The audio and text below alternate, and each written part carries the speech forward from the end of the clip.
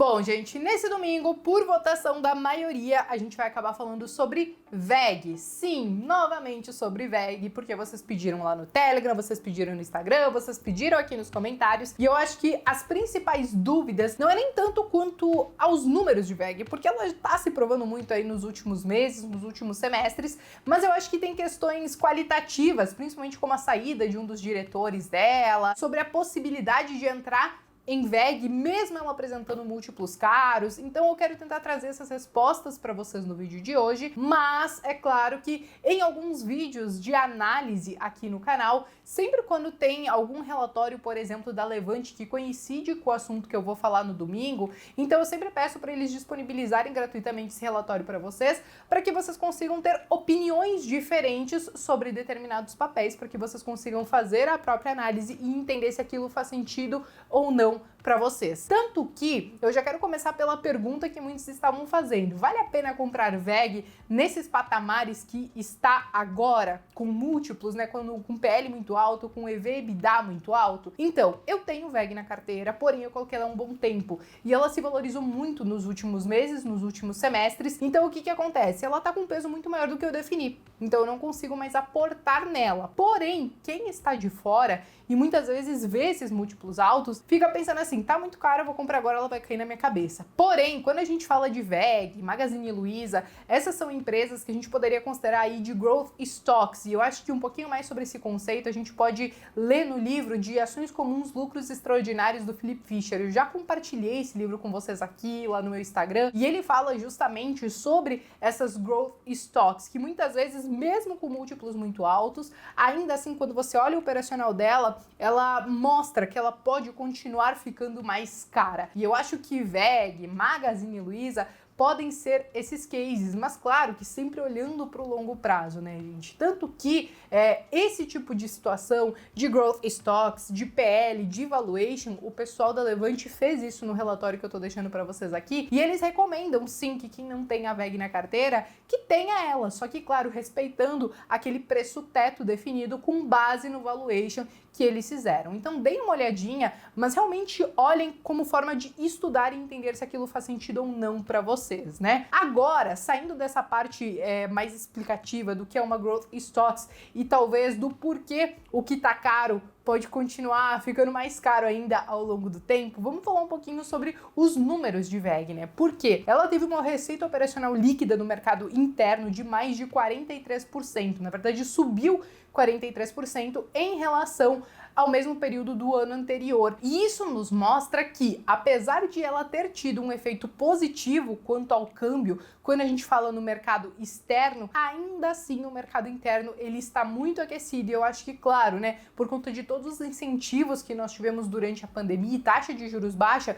muitas empresas, elas tomaram coragem, né, e tiveram esses incentivos para tomar crédito, fazer investimentos e tentar se recuperar ou crescer durante esse ano que com certeza está sendo muito difícil para muitas pessoas. Então, quando a gente fala do mercado interno, ele cresceu mais de 43%, né? Ele subiu, teve uma receita maior. E quando a gente fala da receita operacional líquida no mercado externo, então teve um aumento, né, de 37,8% em relação ao mesmo período do ano anterior. É claro que quando a gente fala talvez desse resultado dolarizado, o crescimento ele foi muito mínimo é boa, né? Mas enfim, foi de 1,7%, mas como a gente teve uma valorização de mais de 35% da moeda, então a receita líquida, né, a receita operacional líquida da VEG também no mercado externo foi muito positiva. E tudo isso, gente, porque ela acabou entregando uma margem líquida de 13,3%, o que foi um acréscimo de 0,9 pontos percentuais, trazendo então um lucro líquido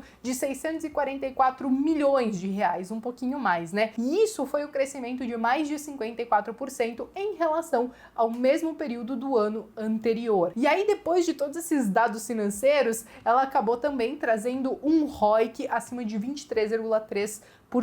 E aí o que acontece? Eu ouvi o webcast da WEG e aí inclusive fizeram essa pergunta, se esse ROIC era sustentável. E aí é óbvio que eles acabaram falando assim, nesse curto prazo a gente está aproveitando de todo esse movimento de dólar mais alto, de juros mais baixo, e tudo isso contribui para que a gente tenha um ROIC alto, mas em condições diferentes, talvez se em um certo momento a gente vê a moeda estabilizar um pouquinho, os juros começar a subir, então esse ROIC ele pode sim ser um pouco menor. Mas ainda assim, o que é importante? A gente olhar o histórico da WEG, né? Mesmo quando a gente não tinha toda essa explosão de dólar e uns juros tão baixos como a gente viu agora, ainda assim ela entregava resultados positivos. Mas claro que esse boom de resultados veio aí nos últimos anos, não somente por causa desse mercado macro, né, do cenário macro, mas também por conta do que ela mesma está fazendo. Então, só para vocês entenderem, o CAPEX dela foi de mais de 148 milhões de reais, sendo que 49% desses investimentos foram feitos no Brasil e 51% no mercado exterior. E um ponto muito importante, boa parte de todos esses investimentos, né, de todo esse CAPEX dela, está indo justamente para pesquisa e desenvolvimento de novos produtos, novas tecnologias. Então a WEG ela está tentando realmente procurar novas tecnologias, trazer um pouco mais de inovação para o business dela. Então, apesar dela trabalhar aí com maquinário, tintas e vernizes, ela também tem a própria questão de energia, né? Então, que ela faz os equipamentos, né, para a questão de energia. Então, ela tenta olhar para outros mercados, tanto que ela fez algumas aquisições importantes recentemente, principalmente de empresas que trabalham com a questão de inteligência artificial e tudo mais. E tudo isso pensando em agregar no negócio dela. Então, quando a gente vê uma empresa que não fica parada no ponto, isso é muito importante também. Agora, a gente precisa falar um pouquinho sobre a questão dos endividamentos dela, né? Então é óbvio que ela tem uma dívida líquida pelo EBITDA bem razoável, ela numa empresa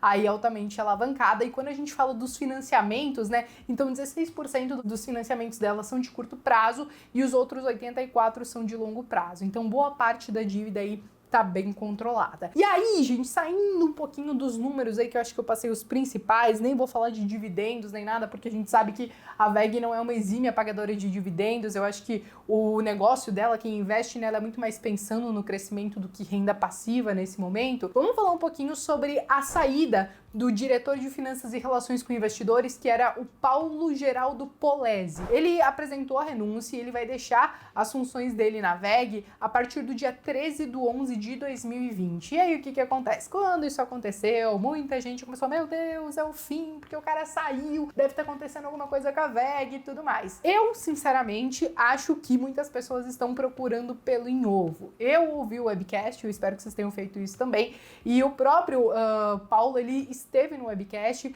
ele fez a despedida dele e ele deixou claro lá que, na verdade, ele está aproveitando uma oportunidade de crescimento na carreira dele, só que em outra companhia. Então isso, eu acho que principalmente para quem trabalha aí nos setores de RH, sabe que é relativamente normal. Ele ficou aí quase 7 anos na WEG e ele foi crescendo dentro dela, e aí até então que ele recebeu uma proposta melhor de outra companhia e tá indo para ela. De qualquer maneira, gente, não é algo que me preocupou muito. Eu acho que eles, por enquanto, vão ter lá os interinos que vão conseguir dar conta do recado, e eu espero que eles escolham uma boa pessoa para substituir, então, esse ex-diretor. Eu também sigo com as minhas WEGs na carteira, mas é claro que, como eu falei para vocês, ela tá com um peso muito acima do que eu defini para minha carteira, então eu não posso simplesmente ficar comprando mais, porque no fim das contas eu vou acabar ficando muito concentrado em um único ativo. Mas quem tá de fora, vale a pena dar uma analisada em todo esse documento, todo esse material que a Levante está disponibilizando para vocês,